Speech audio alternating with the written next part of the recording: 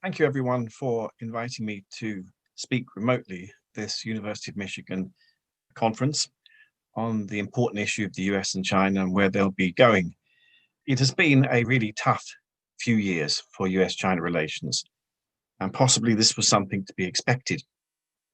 These were never going to be very easily compatible parties. First of all, because of their profoundly different views of the world, their different political systems, but also because of their very different values. I thought in this short address, I would talk about broadly five things. And I'm going to use the acronym MOSES. I'm going to talk about mindset, options, strategy, endgame, and then I'll summarize. Acronyms are always a very good way of trying to remember what one wants to say. In terms of mindsets, I think that for America, in many ways, like in Europe, where I'm based in the UK, in London, there is a comfortable assumption which needs to change that China is somehow in intellectual and technological deficit to the developed West, and that it is still looking for things that we have. I think it's pretty clear that in many areas, from artificial intelligence to areas of medical research to areas of technological development, China is really starting to produce its own proprietorial intellectual property. Now, it probably needs to work as hard on protecting its own intellectual property rather than being accused by others of stealing theirs. I think, therefore, it's easy to say that China will, as it becomes more technologically powerful, want a robust intellectual property system. It is the one that is most likely to be now stolen from, rather than, I suppose, in the past, the one that was always accused of being the stealer. So these mindsets of China somehow still being backward and out of time and a kind of technology pauper, I think these are obviously clearly got to change. In The Economist this week, lots of talk about a huge Chinese Fintech company. So lots of talk about the ways in which Chinese companies in all sorts of areas, from high-speed trains, mobile payments, the use of daily technology and social media and other things in people's lives. This is all, I think, showing that there are plenty of innovative people in China. So mindsets clearly need to be updated and they need to change. We're not dealing with a China which is some kind of minnow in this area now. We are dealing frequently with an equal, and we may well quite soon be dealing with a partner which in some areas is superior. The success of TikTok in particular and the issues around TikTok are symptomatic, I suppose, of the fact that Chinese companies would really prefer America to be part of the world. But I think Huawei shows that the options of a world without the US are not so devastating. Huawei's profits have been good in Africa and Latin America and through South Asia. Its profits domestically are also fine. You can go it alone. And until recently, I guess China always felt that it had to have the US on side. I guess what we see today is a China which is more and more aware that there can be a world without the United States, and it's not so bad. It's preferable if the United States is there. It's mutually beneficial, perhaps, but it's not the end of the world if it isn't. So options, I think, are now becoming much clearer. And I think the options for people in America in particular, Canada and elsewhere, what do you want from China? Have you thought it through in return for dealing with what China wants from you? A strategic approach, I guess. There are investments, job creation opportunities, access to new technology that Americans could have, just as in the past they had access to cheaply manufactured goods. But clearly it has to be a properly balanced and reciprocal and sustainable deal. That brings me, therefore, to strategy, this issue of what should be a strategic approach. It's often been striking over the last 10 years in particular that China often seems to have a clear idea of what it wants, maybe driven by necessity, and maybe driven by the fact that until recently it's been the underdog, and therefore that has given it more explicit advantages. It's better that you know what you're looking for rather than that you are absolutely unaware or you don't care even though something might matter to you. With China, I think the great issue is that it has this kind of image, which is sometimes probably not particularly realistic, of having very clear strategic goals, 5-year programs, plans as they used to be, strategic provincial goals, growth goals, all sorts of residues of the old planned economy under the kind of high socialism in the 1950s and 60s. I think in terms of what it wants nationally, politicians in China have had a big role in explicating that. And I think that strategic approach is not one that is so easy to dismiss now because it has succeeded. I think it shows that China has had some kind of success, and we need to work out as people outside of China what that success is and in what ways we could learn from it.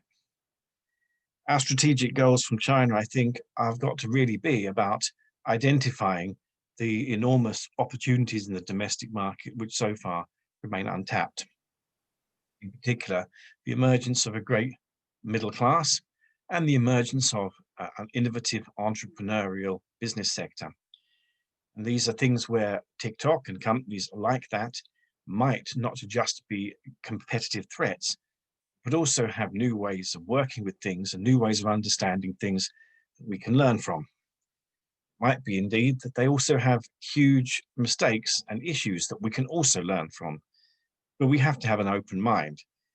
We also have to have an understanding of what it is in the United States and in Europe that we want from China, rather than some massive fight. With COVID-19, in many ways, China and the US have a common challenge now. The National People's Congress in May in Beijing, Li Keqiang, the premier, talked of the need to create 9 million urban jobs in China. This is going to be very similar to the number that will probably be needed in the United States to deal with the collapse in employment because of COVID-19 and its impact. And therefore, a common and urgent language of economic regeneration, which is going to, I think, emerge, means that necessity, rather than anything else, will start people working together. Of course, there is a chance that it would lead to people having real conflict. It wouldn't be the first time that significant economic problems have led to the Second World War was catastrophic, but a world survived. A conflict between the United States and China would probably be one in which not many would survive. Be seeing an America as a nuclear power and a China as a nuclear power, with the two largest armies that the world has ever assembled, with their enormous capacities, basically unable to prevail over each other and probably only able to destroy each other. This seems to me to be absolutely unthinkable. And therefore, I guess our strategy will have to be working out a greater definition for what is our self-interest as people outside of China, and what ways we have a pragmatic framework to work with opportunities in China and with Chinese in ways that do not undermine our own values and our sense of what we need and should do to protect those. What is the end game from that pragmatic engagement? I suppose until recently in the United States, the end game of engagement was to lead to a happy day in which China would politically change. I think I've said earlier that is less and less likely to happen, at least in any easy or straightforward way. The end game could be that in America there is a sort of self-protection. We can't change China, but we're definitely not going to live in a world in which China is dominant. We will make sure that it does not have access to us. That would be decoupling. But I think that it's not likely to be a story that we're going to hear in any easy sense from here on. China and the US, if they wish to decouple, will also have to recognize significant mutual dependency, no matter who ends up with the world's biggest economy. What is certain is that there needs to be some architecture to enable these two enormous powers to somehow deal with their significant competitive issues and their very profound differences. We can see this complexity emerge through issues like TikTok, Huawei, and other technology companies. Yes, you can say that they shouldn't come to the United States, but then in terms of supply chains, in terms of customers, in terms of trying to divide up virtual space, in terms of alienating maybe significant numbers of people in one's own country who, for instance, are users of TikTok and WeChat, and also in then blocking off future opportunities for technological development and innovation. These are not easy things.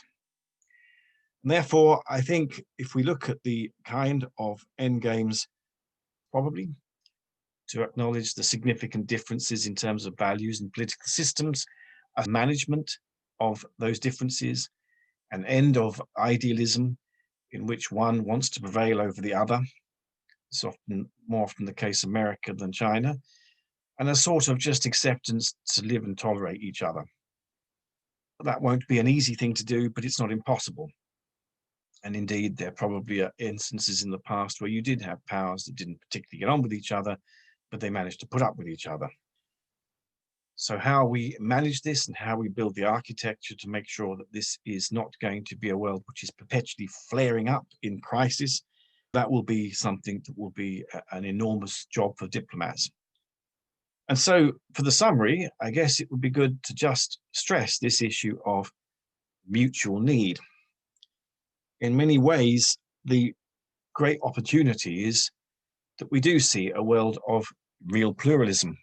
After all, this is one of the great desires of Enlightenment values in the West, that you can tolerate different views, different opinions. You don't have to impose worldviews on others.